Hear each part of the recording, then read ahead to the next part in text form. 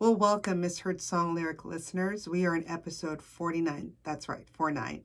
And the Misheard Song Lyric that we're going to be talking about this week is the first one for us. It's the first Elvis Presley song. It's Suspicious Minds. I love it. And the Misheard Song Lyric is, "We're calling a drought. I can't walk out." And the correct lyrics is, "We're caught in a trap." And when you listen to it, and I'll have the snippet a little bit later, it does sound like he's saying we're calling a trout, which, if you call a couple trouts, they might bend your ear on something, you never know. But I just think it's funny. And I got a couple messages of wanting to ask if I could do this. And I'm so glad I did, because there's a lot of information regarding this famous Elvis song, as you can imagine. So let's start. So we now know, or for some of you have known for many years, that Elvis Presley sang the song Suspicious Minds. It's a 1968 song written and recorded by another American songwriter named Mark James. And he actually tried to record this. He wrote it, he sang it, but it didn't do so well commercially. And it was then eventually cut by Elvis Presley with a producer acquaintance named Chips Moman.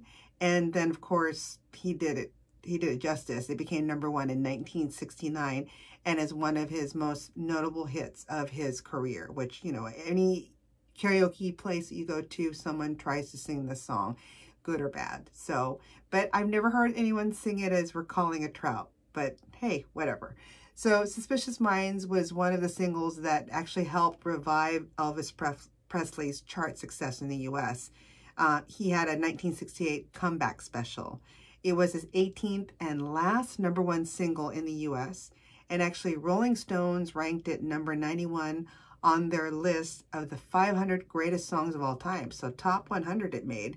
And session guitarist Reggie Young played on both the James and Presley versions. So he got to see it both not do so well and do so very well. So let's talk about what the song is about. Now, the song meaning is it's about a misunderstanding or mistrusting of a dysfunctional relationship.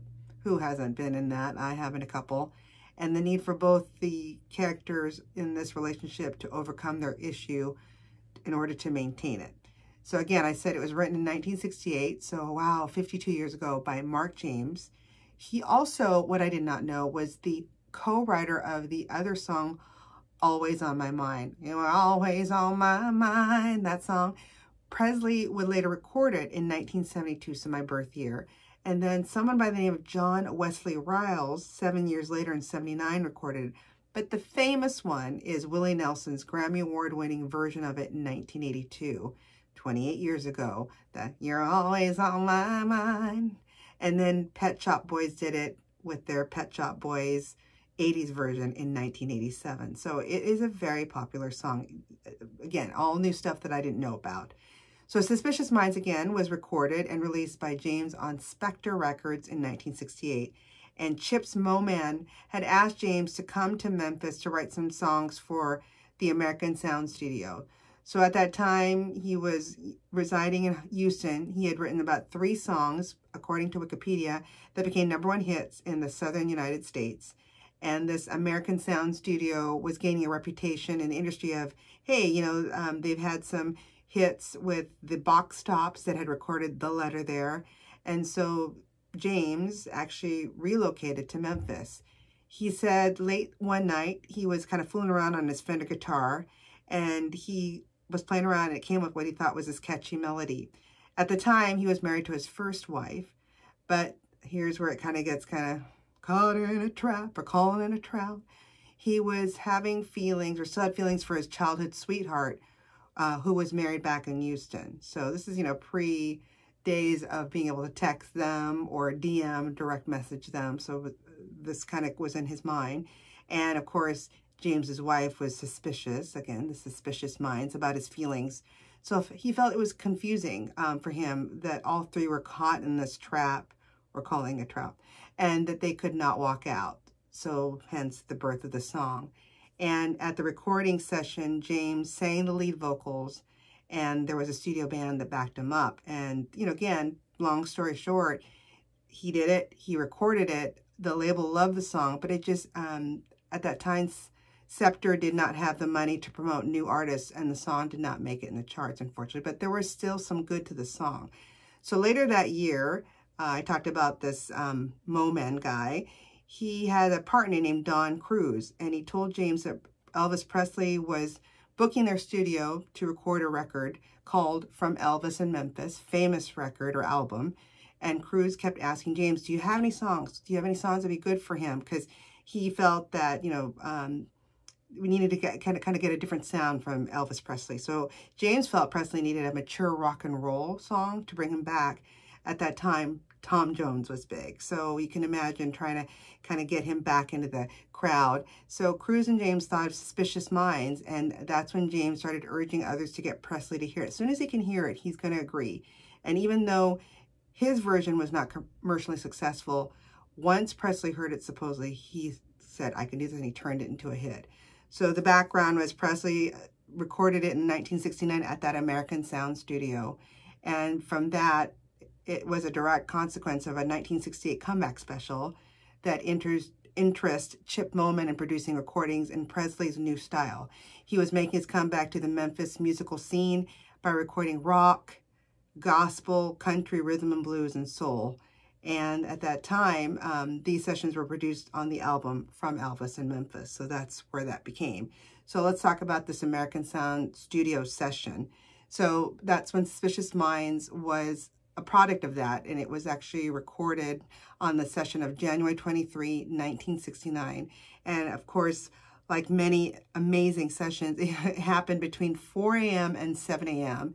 And it was recorded in 8 takes, with some harmony vocal tracks and trumpets overdub by Presley himself in the same session. And James was in Memphis, but he was not at the recording session. So this, again, the guy that wrote it and sung it originally.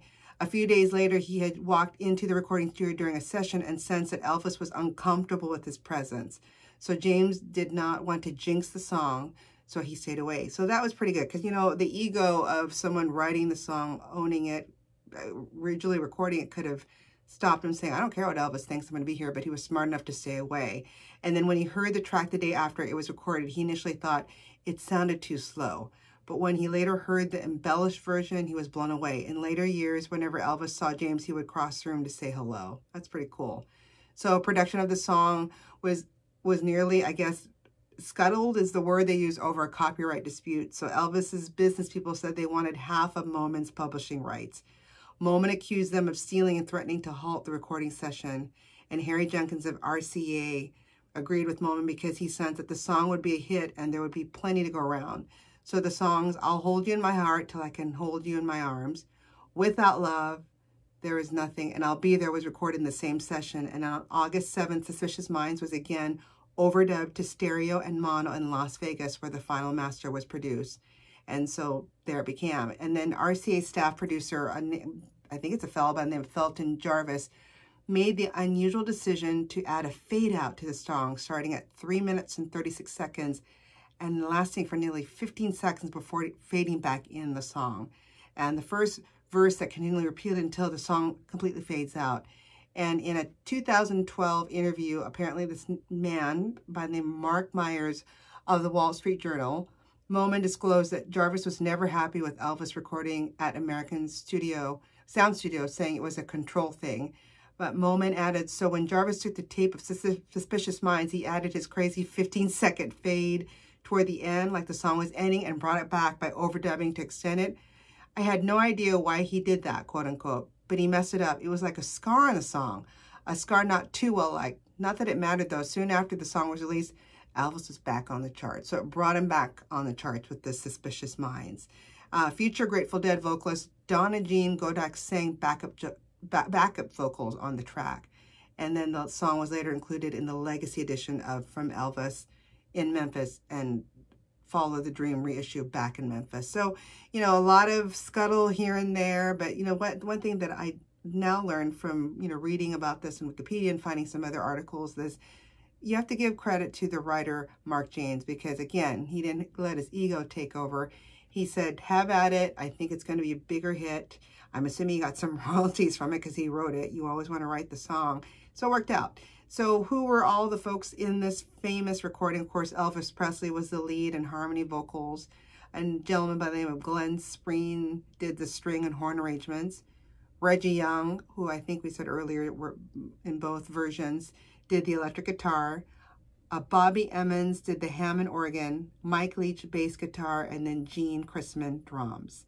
And Presley actually performed the song at the Las Vegas International Hotel, which later became Hilton, on July 31st, 1969, and the 45 RPM single was released 26 days later. Remember the 45s, those of you that are old as I am? So it reached #1 in the U.S. in the week of November 1 and stayed there for the week. It would be Presley's final #1 single in the U.S. on the Billboard Hot 100 before his death. Burning Love in 1972 was a #1 hit on the Cashbox charts, The Wonder View in 1970, and Way Down in 1976. And Junkies XL Remix, A Little Less Conversation in 2002, all hit #1s on the British charts, followed by reissues of several previous chart toppers in 2005. But this song, Suspicious Mind, was his last #1. And it's so popular. It's been in many soundtracks, but one of the few that some I didn't even know was, it was, of course, in the 1992 film Honeymoon in Vegas, starring Nicolas Cage and James Caan with all those Elvises. It was also in 2002 in the Disney animated feature film Lilo and Stitch. I didn't know that, so I have to go back and watch that cute little movie. And then it was in the 2017 film Blade Runner 2049, along with Can't Help Falling in Love, which, for those of you who know that I love Ryan Gosling, and Ryan Gosling, I love you, but that Blade Runner was a snooze fest. Sorry. So apparently it was in there as well. But lots of stuff. It's not just about a song about calling some kind of fish. It's about, suspicious minds between this threesome of people and all the cats that got it together to finally get it recorded and, again, made the last #1 hit for Elvis. So hopefully you learned some new things. I did. And keep sending those, great suggestions, because this is what this was, and I didn't even think about it. Now that I hear it, that's all I hear is the Trout Misheard song lyric. And keep singing those songs incorrectly. Bye!